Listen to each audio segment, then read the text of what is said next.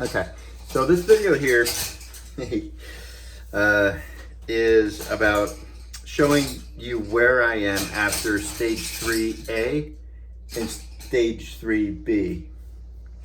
So stage 3A, I asked you to do a variety of things. First thing, one was make a rooftop. You can see a rooftop here. And I think there's another one somewhere else. This was a rooftop and then I changed it. I asked you to make stairs. So you can kind of see a set of stairs there. They're just going backwards. Pyramids. I asked you to make pyramids. And then I asked you to invent some forms. There's an invented form. This is somewhat of an invented form. And I asked you to hollow out things. There was a hollowed out form here, which I changed into, it still is a hollowed out form, but I changed it into an organic form. And I believe there's one here, and this was one as well. So, oh, and then there's one there too. The other, after that, that was stage 3A. And stage 3B, my studio assistant is playing with his toys, so please take that into consideration. Stage 2B is making rounds is the first thing. The second thing is you're going to make some kind of a cylindrical form. And then the fourth thing is you're going to invent.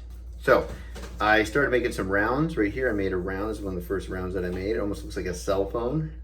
Here I did the same thing, except there's already a negative space there.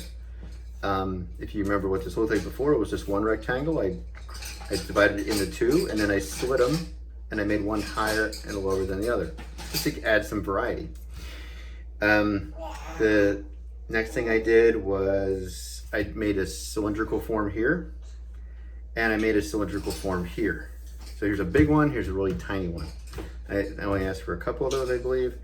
And then you had to invent some forms. So this is an invented organic form here, almost looks like a pillow of some sort. Same thing down here. And this was wedged around it, and I just kind of followed through with the same contour as this, and I wedged this geometric form around that guy.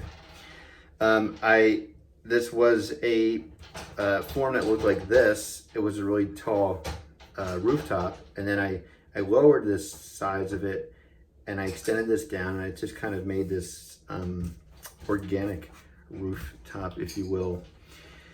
And then I started to repeat some of these, like this curve here. I just repeated the same curve here, thinking a little bit about composition.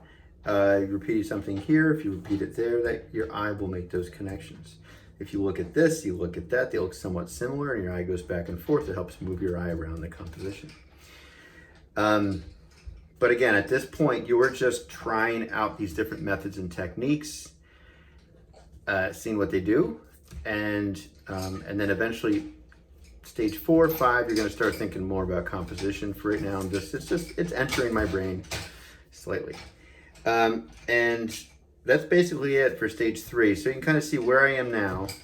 And one thing I do want to point out is I've been using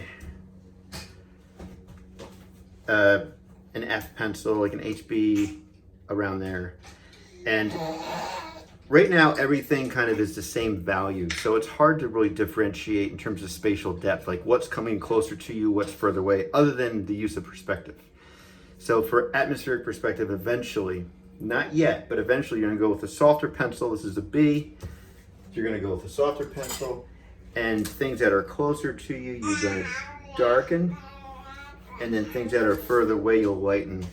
And then this is a nice sharp pencil, and I can just kind of go right on top of those lines that I created. But I don't wanna do this too early, because I might change this up. So why take all this time to draw something that's going to be erased down the road? But you can see how much darker that is, and starts to pull off the paper, and your eye goes there first because it's darker.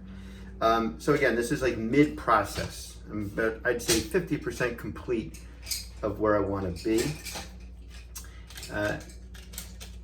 And I hope you enjoyed stage 3. Until next time.